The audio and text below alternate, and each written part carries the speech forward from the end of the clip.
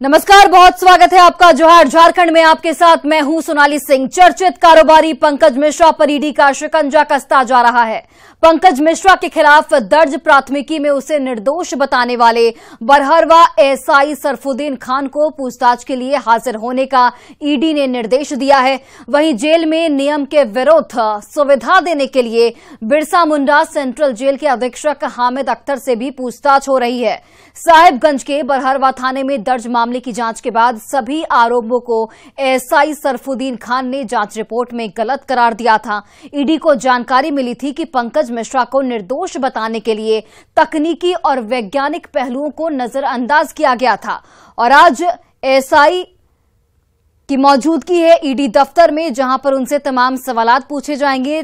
साथ ही जेल अधीक्षक को दूसरी बार ईडी की ओर से समन भेजा गया है।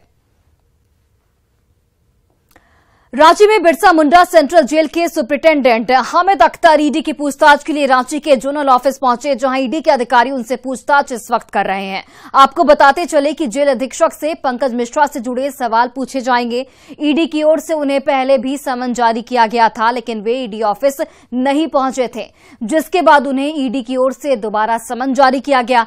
अब पूछताछ के दौरान क्या कुछ सवालों की जो फहरिस्त है वो रह सकती है, इस पर अधिक जानकारी दे रहे हैं हमारे सहयोगी ओम प्रकाश।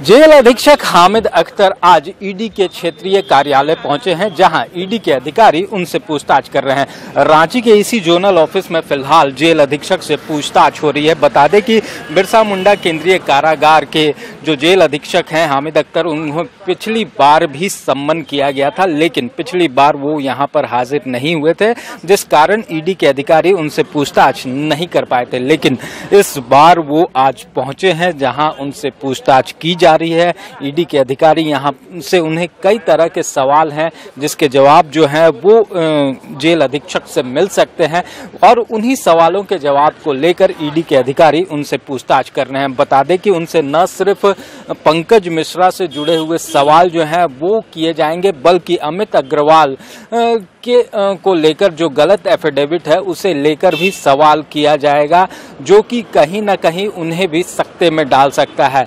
बता दें कि जो पंकज मिश्रा हैं वो भी पूरी तरह से अगर कहा जाए तो रिम्स में जिस तरह से उन्होंने फोन पर लोगों से बात की, कई अधिकारियों से जुड़े हैं, तो इसे लेकर भी सवाल हो सकते हैं। तो दूसरी तरफ अगर बात की जाए तो पंकज मिश्रा को अब तक जेल में शिफ्ट नहीं किया गया है, उसे लेकर भी सवाल हो सकते हैं। रांची से न्यूज़ 18 के लिए ओम प्रकाश।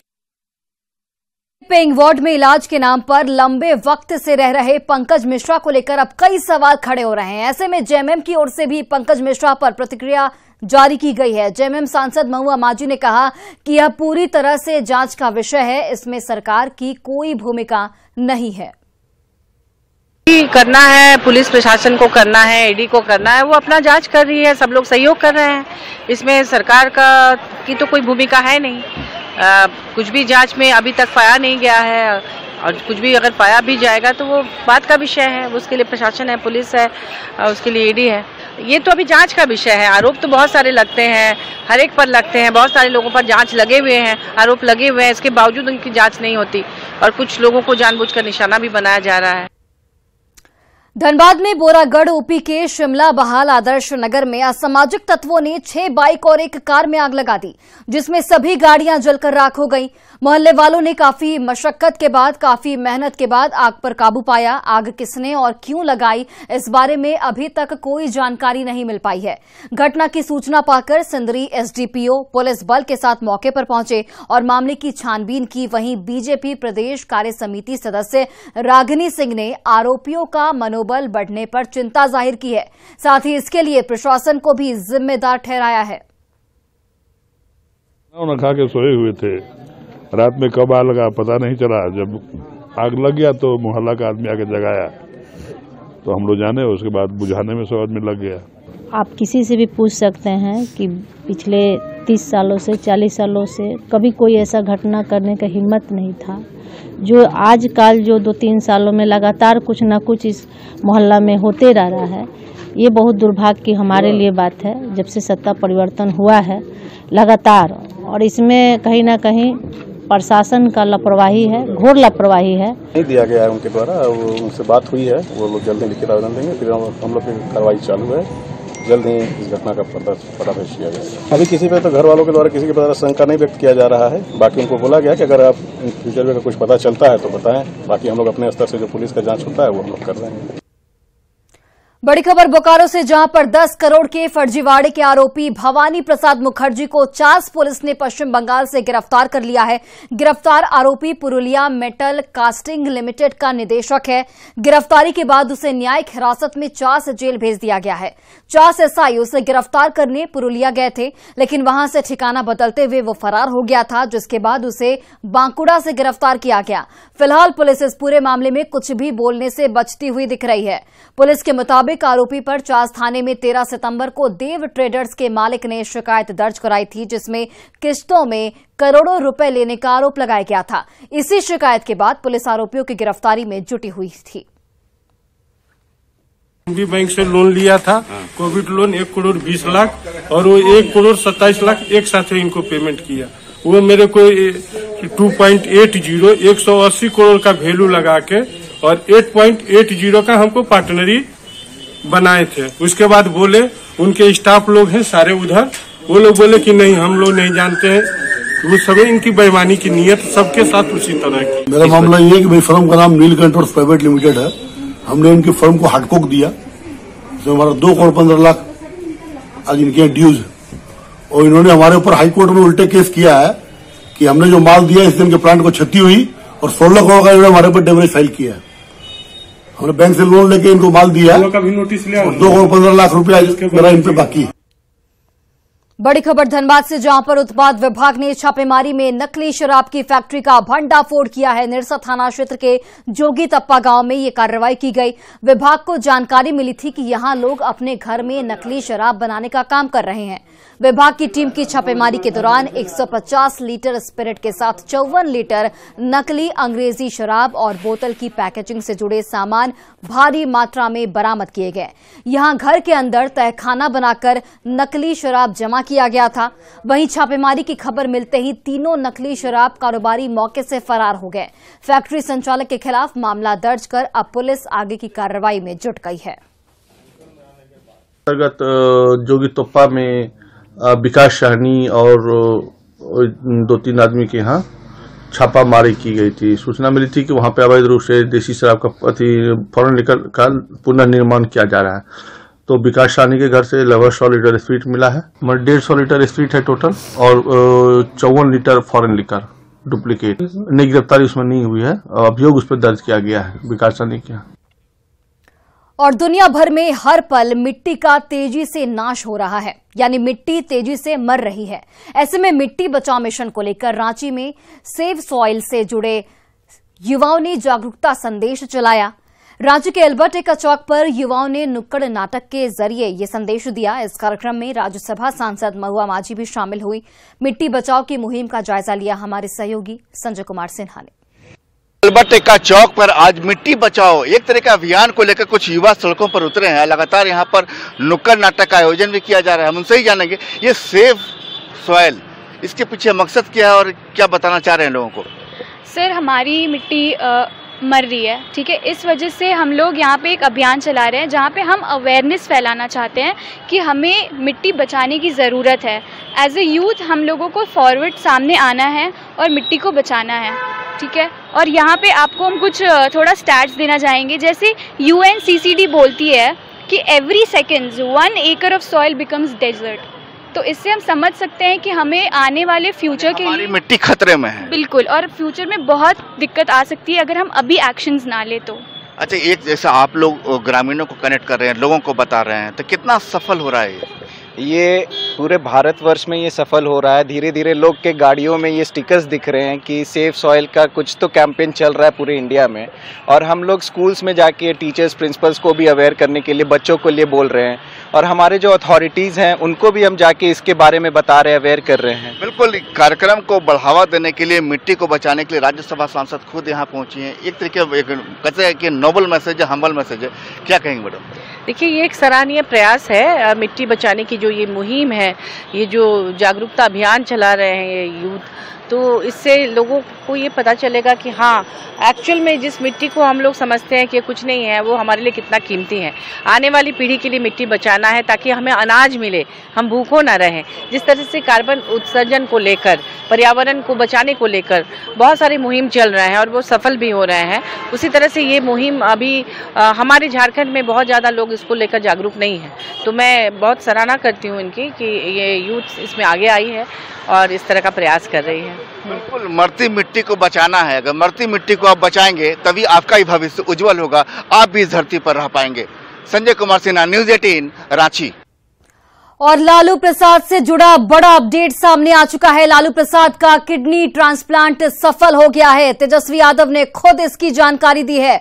ऑपरेशन थिएटर से आईसीयू में लालू प्रसाद यादव शिफ्ट किए जा चुके हैं। तो ये अच्छी खबर और बेहद सुखद खबर। तेजस्वी यादव ने खुद ये जानकारी दी कि लालू प्रसाद का किडनी ट्रांसप्लांट का जो ऑपरेशन था वो सफल हुआ है। और तेजस्वी यादव खुद ट्वीट करके ये जानकारी उन्होंने साझा की है कि पापा के किडनी का ऑपरेशन सफल हो चुका है। उन्हें ऑपरेशन थिएटर से अब आईसीयू में शिफ्ट किया गया है। डोनर बड़ी बहन रोनी आचार्य और राष्ट्रीय अध्यक्ष जी दोनों स्वस्थ हैं। तो तेजस्वी यादव की ओर से ये ट्वीट किया गया जिसमें उन्होंने तमाम तरह की जानकारियां दी और उन्होंने शुभकामनाओं के लिए धन्यवाद भी दिया है। जिस तरीके से लालू प्रसाद यादव के लिए सुबह से ही प्रार्थनाओं का दौर जारी था, अब उन प्रार्थनाओं का असर साफ तौर पर दिख रहा है। सिंगापुर में लालू प्रसाद यादव का किडनी ट्रांसप्लांट का ऑपरेशन सफल हो चुका है। इससे पहले हमने आपको जानकारी दी थी कि उनकी बेटी रोनी आचार्य का भी ऑपरेशन सफल हुआ और वो अभी स्वस्थ हैं। और इस वक्त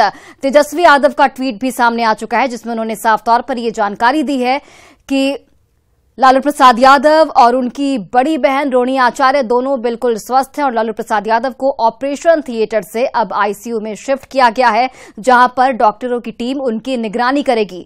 तो ये बेहद अच्छी खबर आपको बता रहे हैं। सिंगापुर में लालू प्रसाद यादव का किडनी ट्रांसप्लांट का ऑपरेशन सफल हो चुका है। सफलतापूर्वक ऑपरेशन होने के बाद उन्हें ऑपरेशन थिएटर से आईसीयू में शिफ्ट किया गया है। तेजस्वी यादव ने यह भी जानकारी दी कि उनकी बड़ी बहन रोनी आचार्य बिल्कुल स्वस्थ हैं। आपकी प्रार्थनाओं और दुआओं के लिए साधुवाद। तो तेजस्वी यादव का ये ट्वीट इस वक्त आपको बता रहे हैं जहां पर तेजस्वी यादव ने ट्वीट कर अपने पिता और अपनी बड़ी बहन की सेहत की जानकारी दी। बताते चले आपको कि लालू प्रसाद यादव कई बीमारियों से ग्रसित हैं और आज उनका किडनी ट्रांसप्लांट का ऑपरेशन होना था जो कि सफल भी हो चुका है। उनकी बड़ी बेटी रोनी आचार्य उन्हें किडनी डोनेट कर रही हैं। आपको बताते चले कि रोनी आचार्य भी इस वक्त बिल्कुल स्वस्थ हैं और लालू प्रसाद यादव भी खतरे से बाहर बताए जा रहे हैं। फिलहाल आईसीयू में उन्हें शिफ्ट किया गया है जहां पर डॉक्टरों की निगरानी में वो रहेंगे। इससे पहले मिसा भारती ने भी ये जानकारी साझा की थी कि लालू प्रसाद यादव बिल्कुल मिसा भारती ने भी ये जानकारी साझा की है कि लालू प्रसाद यादव इस वक्त आईसीयू में हैं और वो बातचीत भी लोगों से कर पा रहे हैं। तो ये बड़ी जानकारी आप तक पहुंचा रहे हैं। पहले तेजस्वी यादव का ट्वीट सामने आता है जिसमें उन्होंने जानकारी दी कि ऑपरेशन थिएटर से लालू प्रसाद यादव आईसीयू में शिफ्ट किए जा चुके हैं। और अब मिसा भारती का एक ट्वीट जिसमें उन्होंने जानकारी दी है कि ऑपरेशन थिएटर के बाद, और ये तस्वीर आप देखिए, ये बेहद महत्वपूर्ण तस्वीर, जब ऑपरेशन थिएटर के बाद जब उन्हें आईसीयू में शिफ्ट किया जा रहा था, ये तब की तस्वीर आपको दिखा रहे हैं। इस वक्त ऑपरेशन सफल हो चुका है लालू प्रसाद के किडनी ट्रांसप्लांट का। तो ये बड़ी जानकारी, बड़ी खबर और एक्सक्लूसिव तस्वीर आपको दिखा रहे हैं जहां पर लालू प्रसाद यादव को आईसीयू में शिफ्ट किया जा चुका है। और ये तभी की तस्वीर जब ऑपरेशन थिएटर में उनका ऑपरेशन सफल हो गया।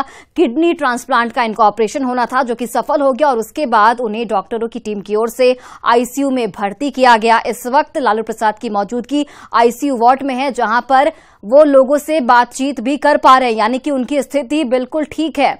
ये खुद जानकारी उनकी बेटी मिसा भारती ने दी है। रोनी आचार्य भी इस वक्त स्वस्थ हैं। तो आप तस्वीरें देखिए, एक्सक्लूसिव तस्वीरें आपको दिखा रहे हैं न्यूज़ 18 बिहार झारखंड पर, जहां पर डॉक्टरों की टीम की ओर से उन्हें आईसीयू में शिफ्ट किया गया है। इस वक्त उनकी हालत सामान्य बताई जा रही है। मिसा भारती ने जैसा कि जानकारी दी कि वो बातचीत भी कर पा रहे हैं, यानी कि लालू प्रसाद यादव बिल्कुल होश में हैं और बातचीत कर पा रहे हैं। तेजस्वी यादव भी आपको यहां पर दिख रहे होंगे, जहां पर Tejashwi Yadav black T shirt में वहां पर खड़े आपको नजर आ रहे होंगे। इस वक्त लालू परिवार की मौजूदगी सिंगापुर में है। और मिसा भारती का ट्वीट आपको एक बार दिखाते हैं, जहां पर मिसा भारती ने ट्वीट किया है कि पापा का ऑपरेशन सफलतापूर्वक हो गया है। तो मिसा भारती का ये ट्वीट आपके टीवी स्क्रीन पर, पापा अभी आईसीयू में भर्ती हैं, यानी कि लालू प्रसाद यादव अभी आईसीयू में भर्ती हैं, होश में हैं और लोगों से बात भी कर पा रहे हैं। आप सबकी शुभकामनाओं के लिए धन्यवाद। तो मिसा भारती ने सभी को धन्यवाद दिया है और लालू प्रसाद की सेहत को लेकर एक बड़ी जानकारी साझा की है कि लालू प्रसाद यादव इस वक्त आईसीयू में भर्ती हैं। आईसीयू वार्ड में उन्हें एडमिट किया गया है, जहां पर डॉक्टरों की निगरानी में उन्हें रखा जाएगा अभी कुछ वक्त तक। फिलहाल वो होश में हैं और लोगों से बातचीत भी कर पा रहे हैं। राबड़ी देवी भी आपको दिख रही होंगी, साथ ही जो तेजस्वी यादव है वो भी दिख रहे होंगे। और यहां पर ये तस्वीर तब की है जब सफलतापूर्वक लालू प्रसाद यादव का किडनी ट्रांसप्लांट का ऑपरेशन हो गया। उसके बाद उन्हें ऑपरेशन थिएटर से आईसीयू में शिफ्ट करा गया। तो डॉक्टरों की टीम यहां पर मौजूद है और सबसे बड़ी जानकारी, सबसे सुखद जानकारी आप तक पहुंचा रहे हैं कि जो सुबह से ही प्रार्थनाओं का दौर जारी था, उनका असर अब साफ तौर पर देखने को मिल रहा है। लालू प्रसाद यादव का सफलतापूर्वक ऑपरेशन हो चुका है। खुद तेजस्वी यादव और मिसा भारती ने ट्वीट करके ये जानकारी दी है। रोहिणी आचार्य भी, जो कि उनकी बेटी जिन्होंने किडनी डोनेट की है, वो भी बिल्कुल स्वस्थ है। और ये आज का दिन लालू परिवार के लिए बेहद महत्वपूर्ण दिन था, बेहद बड़ा दिन था और लालू प्रसाद यादव का सफलतापूर्वक ऑपरेशन हो गया। इसके साथ ही रोहिणी आचार्य भी इस वक्त स्वस्थ बताई जा रही हैं। लालू प्रसाद यादव की मौजूदगी इस वक्त सिंगापुर में है और तेजस्वी यादव भी खुद सिंगापुर में मौजूद है। राबड़ी देवी खुद सिंगापुर में मौजूद हैं। इसके अलावा मिसा भारती भी सिंगापुर में मौजूद हैं, जो कि हमें पल पल की जानकारी भी दे रही है ट्वीट के जरिए। और तेजस्वी यादव का भी ट्वीट हमने आपको दिखाया, जहां पर तेजस्वी यादव ने कहा, साधुवाद प्रकट किया है जिस तरीके से शुभकामनाएं दी गई हैं और लालू प्रसाद की सेहत के लिए लगातार प्रार्थना की जा रही थी। कई जगह पर हवन पूजन भी देखने को मिला था, उसका असर अब दिख रहा है। लालू प्रसाद यादव ऑपरेशन थिएटर से आईसीयू में शिफ्ट किए गए हैं, जहां तमाम डॉक्टरों की निगरानी में कुछ वक्त उन्हें रखा जाएगा। और फिलहाल लालू प्रसाद यादव होश में हैं और लोगों से बातचीत भी कर पा रहे हैं। इससे आप समझ सकते हैं कि उनकी स्थिति जो है वो सामान्य है, यानी कि खतरे की कोई बात नहीं है। रोहिणी आचार्य, जो बेटी उनकी उन्होंने किडनी डोनेट किया, वो भी इस वक्त खतरे से बाहर बताई जा रही हैं और हालात उनके भी सामान्य है। खुद तेजस्वी यादव और मिसा भारती ने इसकी जानकारी दी। तो आज का बड़ी खबर आज की आपको बता रहे हैं, जहां पर सिंगापुर में लालू प्रसाद यादव का किडनी ट्रांसप्लांट का सफलतापूर्वक ऑपरेशन किया जा चुका है।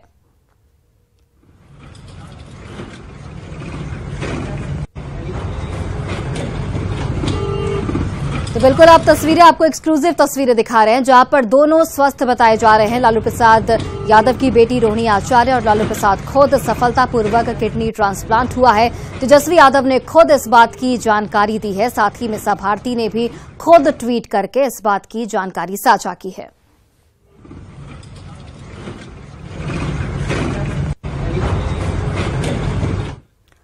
और चलिए एक बार फिर से आपको झारखंड की कुछ और खबरें बताते हैं। मिट्टी को बचाने के मकसद से बोकारो में मिट्टी बचाओ अभियान चलाया गया। इसमें शामिल स्वयंसेवी संस्था के सदस्यों ने शहर में लोगों से मिट्टी बचाने की अपील की। इस दौरान हाथों में तख्तियां लेकर लोगों को जागरूक भी किया गया। साथ ही संस्था के सदस्यों ने केंद्र सरकार से मिट्टी संरक्षण के लिए ठोस कानून बनाने की यहां पर मांग की है।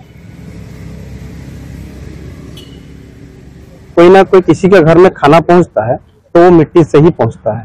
तो मिट्टी नहीं रहेगा तो हम लोग नहीं रहेंगे। मिट्टी का हाल जो है, जो उसका जो उर्वरता खत्म होते जा रही है, हम लोग उसका जो खाद, रासायनिक खाद इस्तेमाल करके उसको खत्म कर रहे हैं और जो उसमें माइक्रोजीव है, जो उर्वरता है, वो खत्म हो रहा है। यदि हम आज ये स्टेप नहीं लेंगे, धीरे धीरे ये मिट्टी खत्म हो जाएगा। यहाँ पे सभी जनता के बीच में हम जागरूकता लाने के लिए यहाँ इकट्ठे हुए हैं कि जितनी जल्दी हो सके सरकार मिट्टी बचाओ आंदोलन में, हम सबका ये रिक्वेस्ट है कि स्ट्रॉन्ग सॉइल पॉलिसीज लाकर और इस मिट्टी को वापस से ऑर्गेनिक कंटेंट जो बेयर मिनिमम 3 to 6% है वो वापस आ जाए और हम सबका ये एक जनरेशनल रिस्पॉन्सिबिलिटी भी बनती। और झारखंड कांग्रेस ने नए जिला अध्यक्षों के नाम की घोषणा कर दी है। इस बार कांग्रेस ने 25 में से 21 चेहरों को बदल दिया है। इस बदलाव के बाद संगठन के अंदर हलचल इस वक्त तेज हो चली है। कांग्रेस के प्रदेश अध्यक्ष राजेश ठाकुर ने कहा कि संगठन में लोकतंत्र कायम है, अभी लोग सिक्के के एक पहलू को देख रहे हैं, इंतजार कीजिए, बहुत जल्द दूसरा पहलू भी सभी के सामने आ जाएगा। कांग्रेस प्रदेश अध्यक्ष राजेश ठाकुर से बात की हमारे सहयोगी अविनाश कुमार ने। झारखंड कांग्रेस ने नए जिलाध्यक्ष की घोषणा कर दी है। 25 में से 21 चेहरों को बदल दिया गया है। ये बदलाव ये संकेत है कि मिशन 2024 को लेकर कांग्रेस क्या कुछ तैयारी कर रही है। हमारे साथ कांग्रेस के प्रदेश अध्यक्ष हैं राजेश जी। पहला सवाल तो यही होगा, ये जो बदलाव है 25 में से 21, मतलब साफ है कि कुछ आपके दिमाग में चल रहा है, संगठन कुछ सोच रही है और एक नए तेवर के साथ आप उतरना चाहते हैं। देखिए, काफी दिनों से कोई बदलाव नहीं हुए थे और कई जगहों पे 10-10, 12-12 साल से जिला अध्यक्ष लगातार बने हुए थे और बदलाव प्रकृति का नियम है, परिवर्तन प्रकृति का नियम है, उस निहित ये बदलाव किए गए। निश्चित रूप से हम ये कह सकते हैं कि 2024 में तो आदरणीय राहुल गांधी जी को प्रधानमंत्री बनाना ही है और जो राज्य सरकार की योजनाएं हैं वो धरातल तक कैसे पहुंचे, गठबंधन कैसे मजबूती से काम करते हुए कांग्रेस कार्यकर्ताओं का मान सम्मान कैसे बढ़े, उस पे हमको फोकस करना है। लेकिन अध्यक्ष जी, इस 25 में एक भी महिला का नाम नहीं है। इस 25 में एक भी जिसके वोट बैंक पर सबसे ज्यादा आपकी नजर होती है मुस्लिम समाज, वो एक भी नहीं है। निश्चित रूप से कई सारी बातें कई नजरिए से देखे जाएंगे, लेकिन हम समझते हैं कि जो आने वाला कल है उसमें और बहुत सारी चीजें आनी है। प्रतिनिधित्व देने की बात होती है, किसको किस रूप में प्रतिनिधित्व मिलेगा ये आला कमान तय करता है और हम लोग यहाँ से सारी चीजों का फीडबैक देते हैं। निश्चित रूप से संगठन में सभी लोगों का जुड़ाव होगा और पूरी कमेटी बनेगी। नए लोग नए उत्साह के साथ, नए तेवर, नए कलेवर के साथ आएंगे तो आने वाला समय कांग्रेस का होगा। बहुत अच्छी बात राजेश जी ने कही है कि नए तेवर और नए कलेवर के साथ जब सामने आएंगे तो आने वाला समय निश्चित तौर पर कांग्रेस का होगा। अविनाश कुमार, न्यूज़ 18 रांची। और फिलहाल इस बुलेटिन में बस इतना ही। आप देखते रहिए न्यूज़ 18।